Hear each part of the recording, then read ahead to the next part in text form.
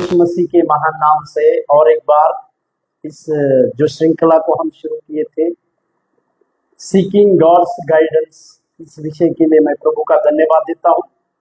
आज के इस चौथे दिन में परमेश्वर हमारे साथ बर्ताव करने पाए, प्रभु की दया की बातें और परमेश्वर के अनुग्रह की बातें हमारे जीवन में लगातार चलिए आने पाए। इसी के लिए मैं परमेश्वर की बड़ी भलाई और परमेश्वर के अनुग्रह बड़ी बातें आप लोगों के जीवन में रिलीज हो, इसके लिए इस प्रकार की प्रार्थनाओं को मैं आपके लिए करता हूँ। आइए हम इस समय प्रार्थना करें और आज के इस चौथे दिन के विषय को हम शुरुआत करें। प्रभु हम लोगों के साथ नए बर्ताव की बातें करने पाए, परमेश्वर हमारे लोगों का हमारे जीवन में बड़े कार्य करने पाए। Hallelujah, hallelujah. और धन्यवाद हो प्रभु जी, धन्यवाद हो प्रभु जी, धन्यवाद हो प्रभु जी, धन्यवाद हो प्रभु जी। भलाई और अनुग्रह करने वाले परमेश्वर प्रभु, हम धन्यवाद देते हैं आज के इस सत्र के लिए। प्रभु जी आपकी बड़ी दया के लिए धन्यवाद देते परमेश्वर, आपके बड़े अनुग्रह के लिए हम धन्यवाद देते प्रभु जी। तेरी बड़ी बातें हमारे साथ होने पाए प्रभु जी। इस सत्र को प्रभु जी आपके हाथों में देते हुए हम प्रार्थना करते हैं, आपकी दया की बातें, आपके अनुग्रह की बातें हो प्रभु जी। इस सत्र में परमेश्वर तेरे अनुग्रह मिलने हेतु तो हम प्रार्थना करते हैं। पवित्र परमेश्वर आपकी सहायता को मांगते हैं प्रभु जी। सारी बातों को आपके हाथों में देते प्रभु जी। सारे इंटरनेट की बातें प्रभु आपके हाथों में देते, सारे अंधकार की शक्तियां, इसके विरुद्ध में होने वाली बातें यीशु के नाम से हम दूर करते हुए प्रार्थना करें। आप दया दिखाइए, सहायता करें और यीशु के नाम से आमीन। प्रभु के नाम की महिमा और प्रशंसा होने पाए। लगातार हम तीन दिनों से कुछ बातों को सीख रहे थे। जो बातों को जहां पर हम रुके थे वो था परमेश्वर की इच्छा का प्रकाशन किस प्रकार से प्राप्त करना है। इसके विषय में कुछ 4 बातों को हमने देखा कि हम लोग हमारे व्यक्तिगत जीवन में परमेश्वर की प्रकाशन की बातें किस प्रकार से हम अपने जीवन में ले सकते हैं। इसके लिए मैंने कहा कि परमेश्वर की इच्छा और मार्गदर्शन जो है वो परमेश्वर के साथ मेल खाता है या परमेश्वर के स्वभाव से वो सुसंगत है। इस प्रकार की बातों को मैंने कहा आपको। फिर मैंने परमेश्वर के वचन के साथ वो सुसंगत है, इसके बारे में हमने देखा। परमेश्वर की प्रत्येक प्रतिज्ञा परमेश्वर के इच्छा का प्रकाशन है बोलकर हमने देखा। चौथी बात, उसकी इच्छा हमारे लिए सबसे बड़ी बात जो है कि हम उसकी इच्छा को जाने। इस प्रकार की बातों को जानते हुए हम आगे की ओर दौड़े चले आए थे। इसी के लिए परमेश्वर की ये नाम की महिमा हमारे साथ होने पाए। और फिर हमने उसमें से कई एक बातों का प्रकाशन को पाया, कई एक बातों को हम सीख पाए, कई एक बातों को हम समझ पाए कि परमेश्वर की दया की बातें या परमेश्वर के अनुग्रह की बातें हम लोगों के जीवन में किस प्रकार से बनी रहती है, या हमें कैसे हम अपने उसको हमारे जीवन में किस प्रकार से इस बातों को अपने जीवन कार्य में ला सकते हैं। इस बातों को हम समझे, इस बातों को हम जाने और परमेश्वर की दया हमारे साथ इस लगातार होने पाए। आज जिस वचन को लेकर हमने खत्म किया था, जैसे मैंने कहा था कि इसमें से भी हम कुछ बातों को सीखेंगे। उसी वचन की बातों को जो इफिसियों की पत्री उसके 5वें अध्याय उसके 8वें वचन से 10वें वचन के बाद और फिर 17वें वचन की बातों को, इसमें से कुछ बातों को हम सीखेंगे करके मैंने वहीं पर कहा था और उस बातों पर खत्म किया था। आज हम इफिसियों की पत्री उसके 5वें अध्याय 5वें वचन से 8वें वचन से देखेंगे। पहले इफिसियों की पत्री को खोलते हैं हम। इफिसियों की पत्री उसके 5वें अध्याय, इफिसियों की पत्री 5वें अध्याय उसके 8, 9 और 10वें वचन को हम पढ़ते हैं। क्योंकि तुम तो पहले अंधकार थे परंतु अब प्रभु में ज्योति हो, अतः ज्योति की संतान के समान चलो। 9वां वचन, क्योंकि ज्योति का फल सब प्रकार की भलाई और धार्मिकता और सत्य है। 10, और यह परखो कि प्रभु को क्या भाता है, यहाँ पर इस बातों को हम सबसे पहले जो 8वें वचन में जो लिखा हुआ है उस बातों को हम समझ नहीं पाए कि आ, क्योंकि तुम तो पहले अंधकार थे परंतु अब प्रभु में ज्योति हो। मेरे प्यारो, यहाँ पर प्रेरित पौलुस हमारे पुरानी बातों को जिक्र लेकर हमें इस प्रकार से कहता है कि हम पुराने पहले अंधकार थे, यानी अंधकार का राजा यानी शत्रु की बातें जो है हमारे ऊपर थी। इसी के लिए प्रेरित पौलुस इस प्रकार से कहते हैं कि हम जो पहले अंधकार में थे, मतलब हमारा स्वभाव पूरी रीति से अंधकार में था, क्योंकि उस चोर जिसे शैतान को जैसे चोर कहा गया है यूहन्ना के 10वें अध्याय के 10वें वचन के अनुसार, उस चोर ने हमारी सारी बातों को चुरा लिया था। क्योंकि चोर उसने हमारे जीवन में घात किया, हमें धोखा किया और हमें नष्ट करने के लिए वो आया था।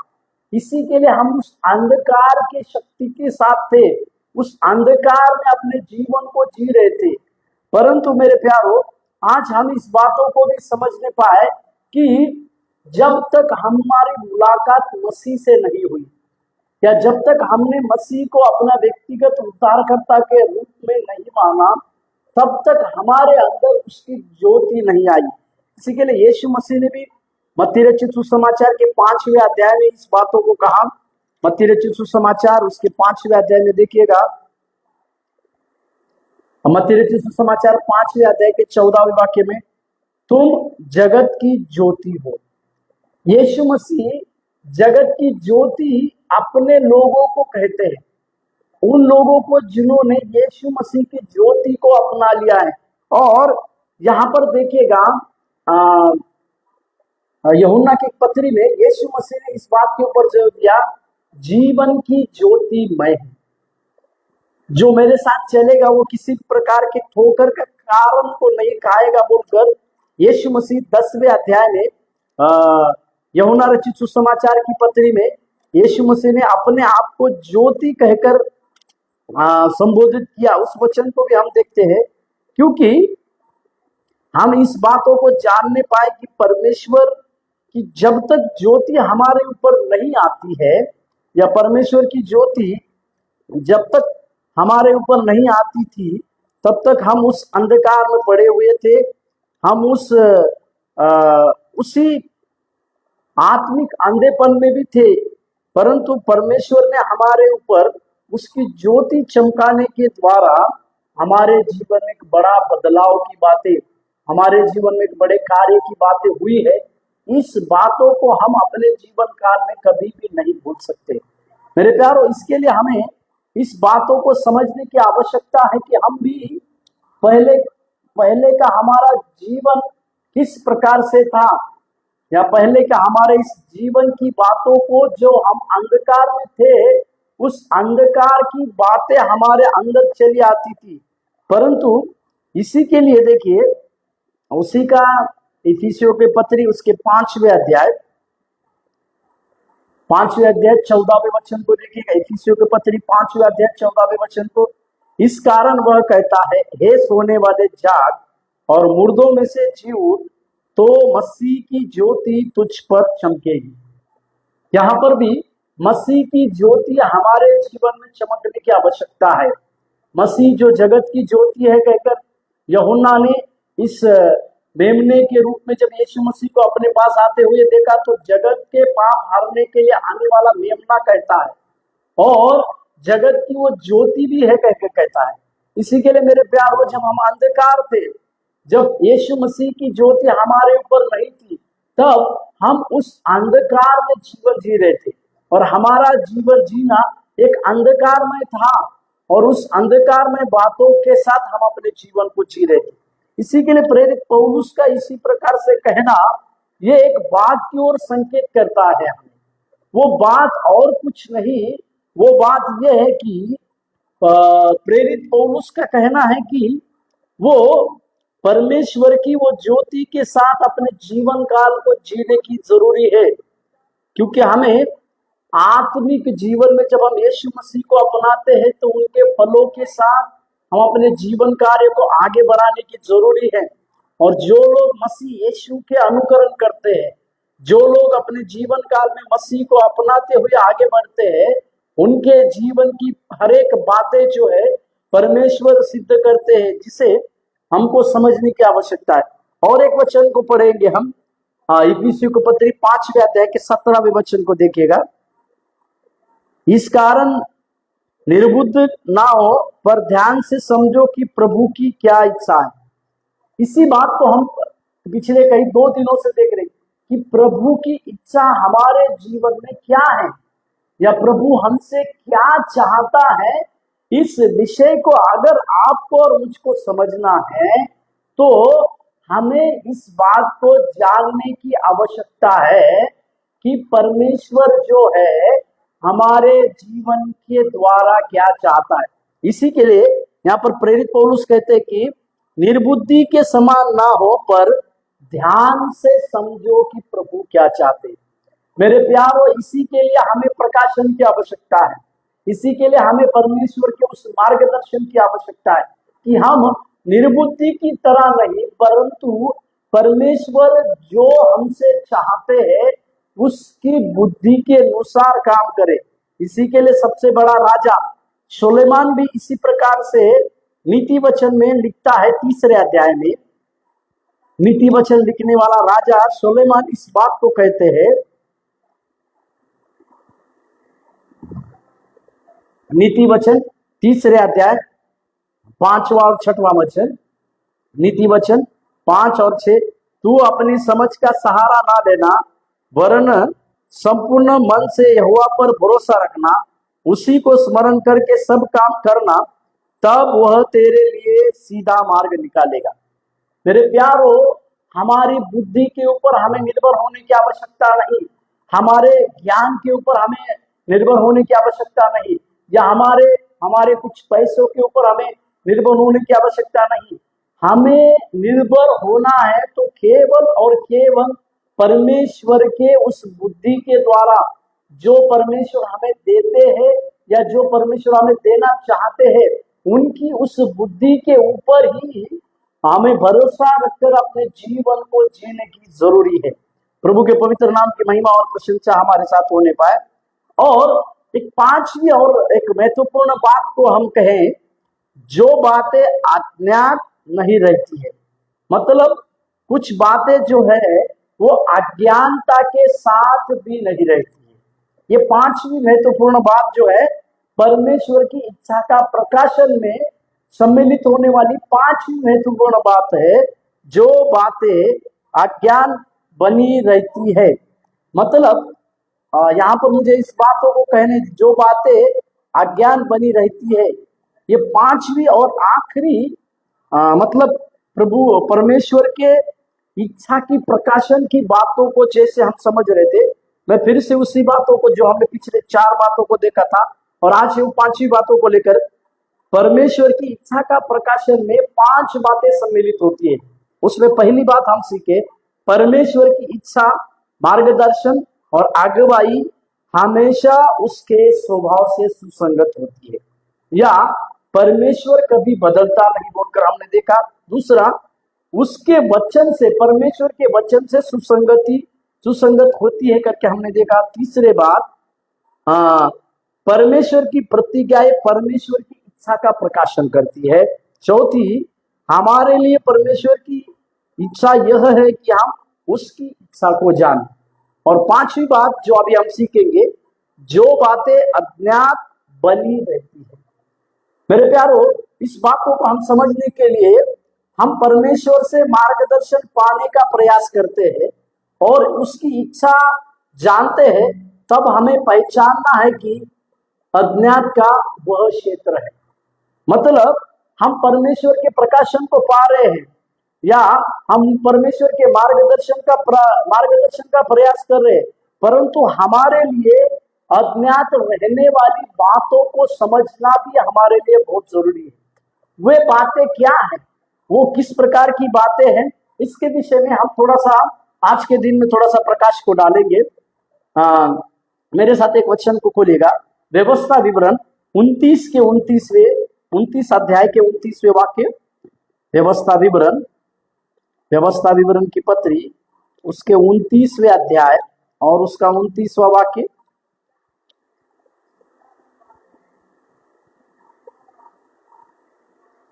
व्यवस्था विवरण उसके 29वें अध्याय का 29वां वाक्य।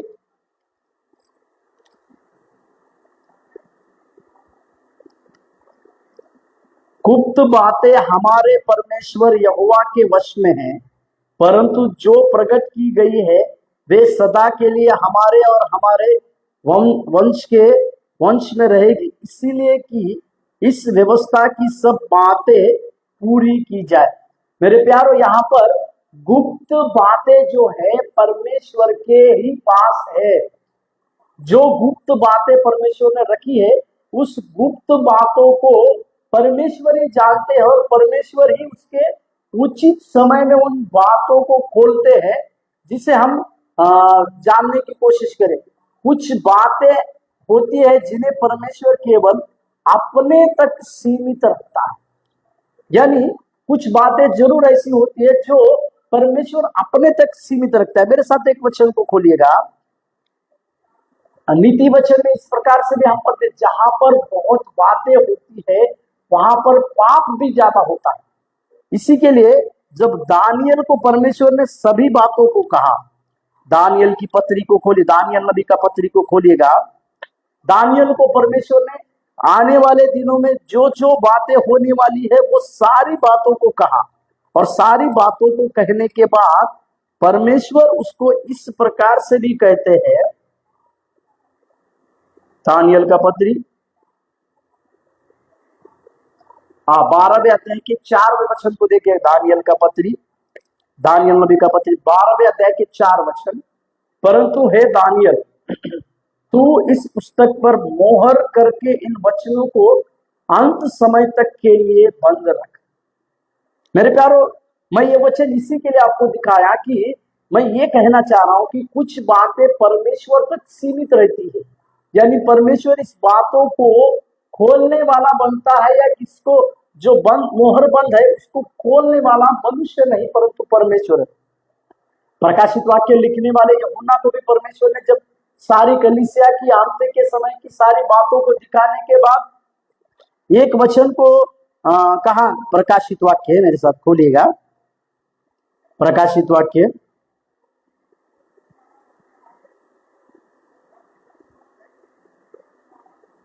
प्रकाशित वाक्य उसके 22वें अध्याय,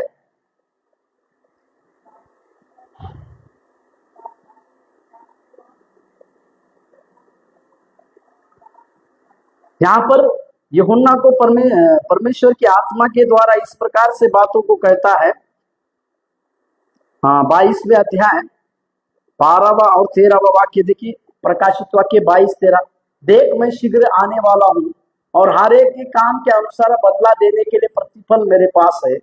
मैं अल्फा और ओमेगा, पहला और अंतिम, आदि और अंत हूं। यहां पर परमेश्वर जो है इस बातों को कहते हैं कि इस पुस्तक में जो कुछ भी बातें यूहन्ना को परमेश्वर ने दिया, वो बातों को गुप्त रखने के लिए परमेश्वर उसको कहते हैं। इसी के लिए मैंने शुरुआत में कहा कि कुछ बातें ऐसी होती है जिन्हें परमेश्वर रोकते हैं, या परमेश्वर उस बातों का खोलने के लिए परमेश्वर ही पर्याप्त है। सभी प्रश्नों के उत्तर ना पाते हुए हमें संतुष्ट रहने के लिए तैयार रहना है। पवित्र शास्त्र में कई एक प्रश्नों के उत्तर हम नहीं पा सकते हैं, परंतु हमें इस बात को समझने की आवश्यकता है कि हर एक सवालों के जवाब को पाने के बजाय कुछ बातों को जवाब पाने से हमें संतुष्ट होना है, क्योंकि परमेश्वर खुद ही है जो कुछ गुप्त बातों की, रहस्यमय बातों की भेदों को खोलने वाला, क्योंकि वो परमेश्वर रहस्य को खोलने वाला परमेश्वर है, भेद की बातों को खोलने वाला परमेश्वर है। इसको हमें समझने की आवश्यकता है, इसको हमें जानने की आवश्यकता है। इसी के लिए जो बंद बातें हैं या जो अज्ञात की बातें हैं, उन्हें हमें निरंतर परमेश्वर के शांतिपूर्ण जीवन को बिताते हुए उस बातों को हमें समझने की आवश्यकता है। एक वचन को पढ़िएगा, फिलिपियों का पत्री उसके 4 अध्याय, फिलिपियों का पत्री को निकालिएगा मेरे साथ, फिलिपियों का पत्री उसके 4 अध्याय, फिलिपियों का पत्री, वहां पर एक बात को पौलुस लिखते हैं। 4 अध्याय 6 और 7वें वचन को देखिए, फिलिपियों का पत्री फिलिपियों का पत्री उसके 4 अध्याय 6 और 7। किसी भी बात की चिंता मत करो, परंतु हर एक काम में तुम्हारे निवेदन, प्रार्थना, विनती के द्वारा धन्यवाद के साथ परमेश्वर के सम्मुख उपस्थित किए जाए। तब परमेश्वर की शांति जो सारी समझ से परे है, तुम्हारे हृदय और तुम्हारे विचारों को मसीह यीशु में सुरक्षित रखेगी। प्रभु के नाम की महिमा और प्रशंसा होने पाए। इसका मतलब क्या है कि जो बातें परमेश्वर ने गुप्त रखी है, उस बातों को गुप्त रखे और परमेश्वर की शांति को अपने जीवन में लाना है, तो हमें इस बात को समझने की आवश्यकता है कि हमें ये बातों को समझे कि परमेश्वर की भरपूरी की शांति, यहाँ पर 6वें वचन में किसी भी बात की चिंता नहीं करना है, परंतु हमारा निवेदन, प्रार्थना, विनती, धन्यवाद के साथ परमेश्वर के सम्मुख में उपस्थित किया जाए।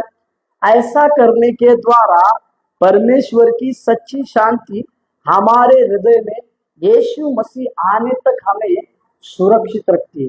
मेरे प्यारो, इसी के लिए मैं ये बात को कहूं कि कई प्रकार के गुप्त रहस्य को जिन्हें परमेश्वर ने स्वयं बंद कर रखा है, उस रहस्य को खोलने की बातें अगर हम करेंगे तो हम परमेश्वर यीशु मसीह की उस शांति भरी बातों को, उस शांति भरी बातों से हम विचलित हो जाएंगे।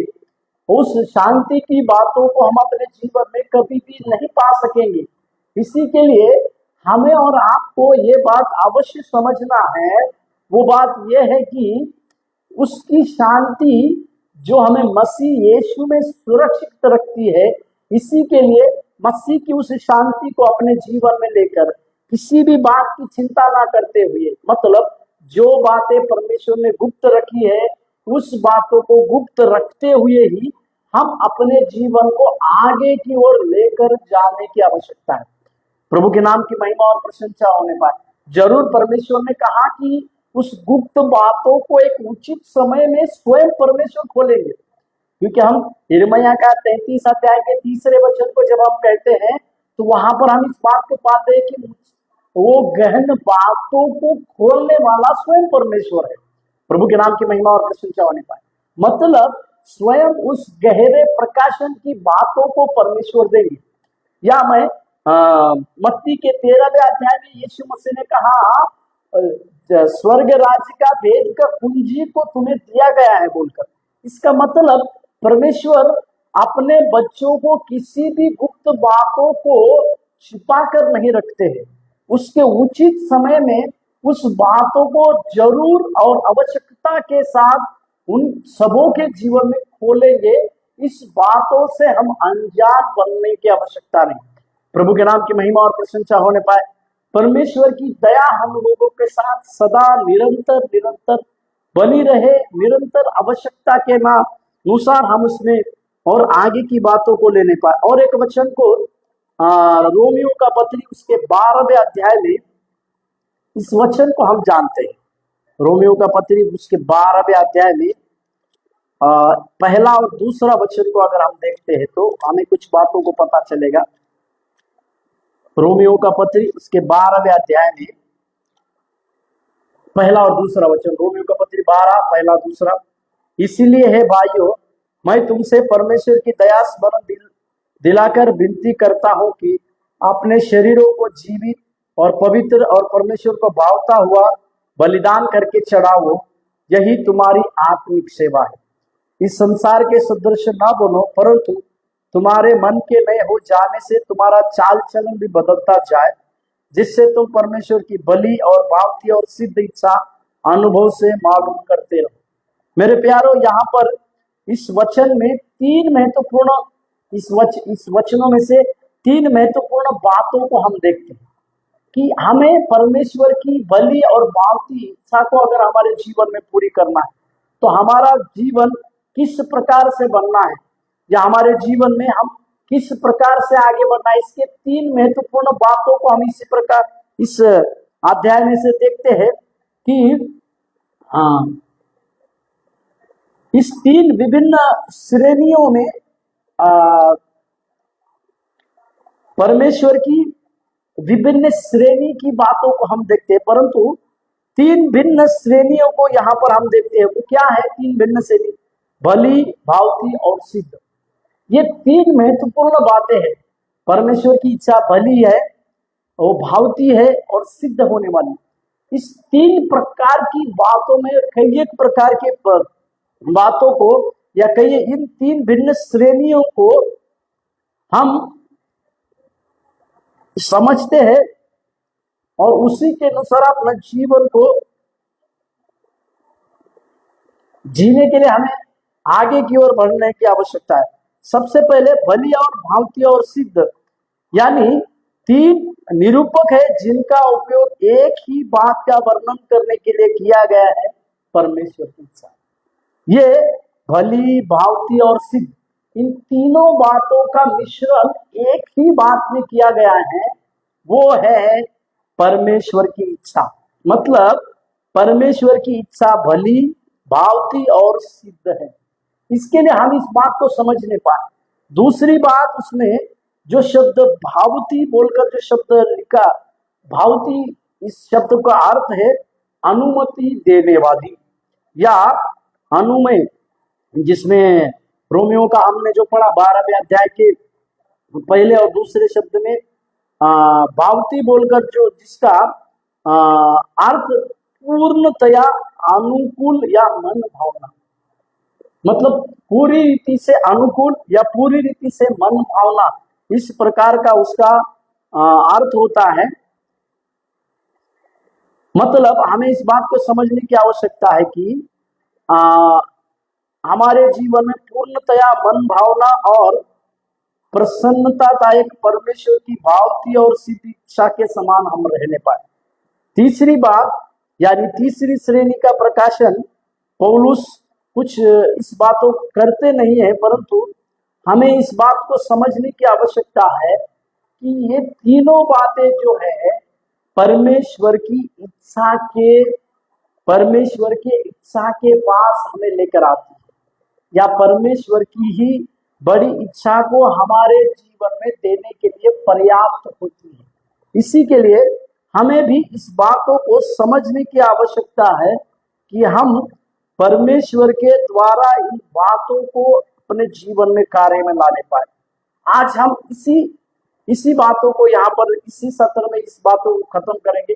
कल दोपहर के समय में और एक हमारी जिम्मेदारी इसके प्रति क्या होनी चाहिए, या हम किस प्रकार से अपनी जिम्मेदारी को जीना है, इसके विषय में हम कुछ और बातों को कल के दिन में हम सीखेंगे। परंतु आइए हम अपने आंखों को बंद करें, परमेश्वर की ओर ताकिए और परमेश्वर को कहें कि प्रभु हमारे जीवन में तेरे प्रकाशन को प्राप्त कर तेरी भली, भावती और सिद्ध इच्छा को पूरी करने के लिए हम अपने आप को सौंपते हुए आगे की ओर बढ़ते जाने पाए, और तेरी दया हमारे जीवन में, तेरे बड़े करुणा हमारे जीवन में, और इसी के लिए हम प्रार्थना करें।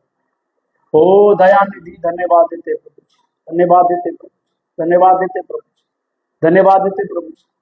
तू भला है, तू भलाई का परमेश्वर है प्रभु। तेरी सिद्ध इच्छा को पूरी करने के लिए प्रभु, जिन बातों को हम सीख रहे हैं परमेश्वर, उसमें और हमारे सारे आत्मिक ज्ञान को खोलने पाए परमेश्वर, आत्मिक समझ को तू देने पाए परमेश्वर। इसमें प्रभु जी आपकी भली और भावती और सिद्ध इच्छा क्या है, इसे पूरी करने के लिए प्रभु जी आप हमारे जीवन में आगे की ओर बढ़ने के लिए आप सहायता कीजिए। ओ धन्यवाद देते प्रभु, ओ धन्यवाद देते परमेश्वर। ओ स्वर्गीय अति महान परमेश्वर, हमारे अनुग्रह के दाता परमेश्वर, तू तैयार कर, तो हमारे लिए सहायता कर प्रभु जी। ओ प्रभु जी धन्यवाद, धन्यवाद। स्वर्गीय परमेश्वर, अपने बच्चों को तेरी दया की बातों को हम स्मरण दिलाते हुए प्रार्थना करते हैं, उनके जीवन में बड़े कार्य कर, उनके जीवन में तेरे अनुग्रह दे, जीवन में प्रभु जी तेरी बड़ी प्रकाशन को देने पाए सहायता, यीशु के नाम से मांगते हैं, आमीन। प्रभु आपको आशीष देने पाए, धन्यवाद।